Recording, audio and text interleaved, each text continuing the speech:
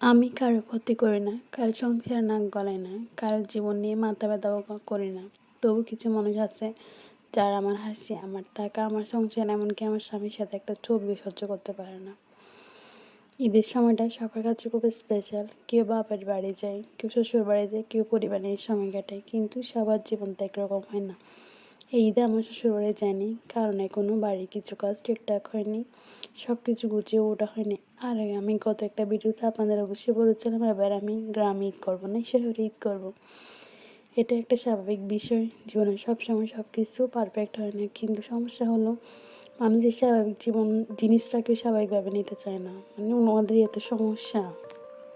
আমার স্বামী আমার সাথে ছবি তোলে, এটা নিয়েও মানুষের মাথা ব্যথা। ভাবুন একবার, নিজের সংসার, নিজের মানুষ, নিজের মুহূর্ত, এগুলো কিছু মানুষের কাছে সহ্য হয় না। স্বামী স্ত্রী একসাথে ছবি তুলবে, কিন্তু একটু ভালো সময় কাটাবে, এটাও তাদের সমস্যা। এটা তো স্বাভাবিক একটা ব্যাপার, সুন্দর একটা জিনিস, কিন্তু না, এখানেও কারো কারো সমস্যা কেন?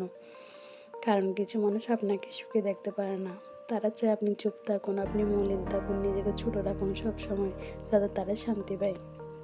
সবচেয়ে বড় সত্যিটা কি জানেন? আপনি কারো কোনো ক্ষতি না করলে কিছু মানুষ আপনার পেছনে লাগবেই।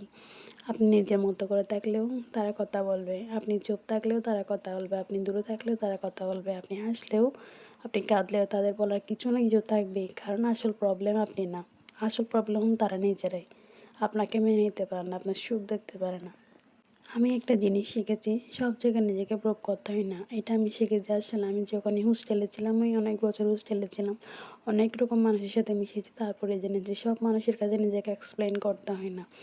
সব অপমানের জবাবও দিতে হয়নি। কিছু কিছু সময় চুপচাপ নিজের শান্তিটা বেছে নেওয়াই সবচেয়ে বড় উত্তম। কারণ মানুষ বদলানো যায় না, কিন্তু আপনি নিজেকে স্ট্রং বানানো নিতে পারবেন। আজকে আমি যদি একটু দূরে থাকি, একটু নিজের মতো করে থাকি, একটু শান্তি বেছে নিই, তাহলে সেটা ভুল না। কারণ নিজের মানসিক শান্তি বাঁচিয়ে রাখাটাও জরুরি। অন্যের জন্য তো আপনি নিজেকে কষ্ট দিতে পারবেন না। তাই সবার উচিত আগে নিজের প্রায়োরিটি দেন, নিজেকে আগে মূল্য দিন, আর তারপরেই সবাই আপনাকে মূল্য দেবে।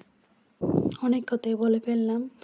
কারো যদি কোনো কিছু খারাপ লাগে আসলে এটা একটু ক্ষমার দৃষ্টিতে দেখবেন। আসলে নিজের কথাগুলো এখানে একটু বলছি। আসলে এখন একটু হালকা লাগছে।